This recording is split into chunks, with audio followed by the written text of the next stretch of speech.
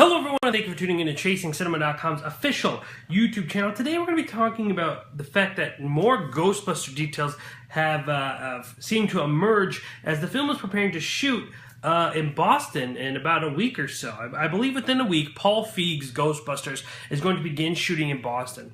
Now, though the film is shooting in Boston, the movie is actually taking place in Manhattan. At least the story is taking place in Manhattan. So I know that might be confusing, but because we're starting to film in Boston, and the Boston Herald, one of the major newspapers out there, was able to get some pretty interesting details about the movie. So I'm going to reveal those to you, and if you are one of those people that tend to be a little bit more spoiler sensitive, I'm going to warn you to probably turn this video off. Now, granted, I think that everything I talk about is a little bit spoilerific, but I don't think this reveals a very lot. I think it's more of like a plot synopsis and a setup, but I do want you guys to be aware that this is not really. Honestly, this is like a plot synopsis, but for anyone who wants to just go in blind, I'm letting you know now. Here we are. Direct quote. And if you want to read this direct quote, you go to ChasingCinema.com, you hit that news button. Once you click the news button, this video will appear. Click the link below and it'll take you so you could actually go here. Kristen Wiig and Melissa McCarthy play a pair of unheralded authors who write a book positioning that ghosts are real. Flash forward a few years and Wiig lands a prestigious teaching job at Columbia U. Which is pretty sweet until her book resurfaces and she is laughed out of academia. Wiig reunites with McCarthy and then the other two proton-packing Phantom Wranglers, and she gets some sweet revenge when ghosts invade Manhattan and she and her team save the world. I think this is interesting. I've talked about this movie probably a great deal. I think that it does follow a more similar format than of the first film, but I think that they're going to do a lot of different things. So I don't think I'm afraid of it falling in the too similar category, because there's so much that could be done, and just the overall style of comedy and feeling of the film would probably give it a different tone overall, and obviously make it a standalone.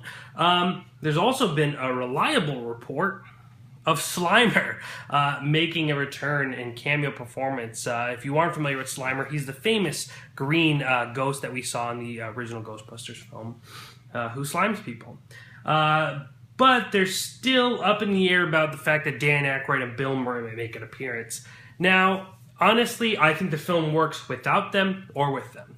I mean, some people think it's really kind of a great way to pass the torch and things of that nature, but to me, this movie's going to be able to stand on its own. I truly believe that, unlike how I feel about like Vacation, which I feel is not going to stand on its own.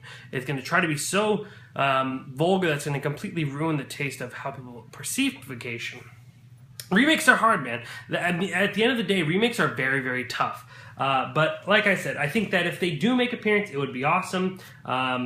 I would be really surprised, but you know, either way, I think it works. This movie is again filming in Boston this upcoming week, so it could be released in theaters July 22nd of next year. Again, if you want to read this full report from the Boston Herald, go to ChasingCinema.com, hit the news button when you find this video. There's a link below. Click it, and it'll take you to that. And let me know how you feel about this new Ghostbusters film down here in the comment sections below. Also, make sure to like this video and share it with all of your friends. Guys, the greatest compliment you could give my YouTube channel is telling your friends about it and telling them about ChasingCinema.com, where pretty much we post everything that we do. Our podcast, our YouTube channel, our movie news reports, our video reviews, our movie reviews, our essays on silent cinema from 1905. I mean, our range of things that we do at ChasingCinema.com are pretty huge, and I want you to be a part of that. So head over to ChasingCinema.com, register yourself to get unlimited access to everything that we do.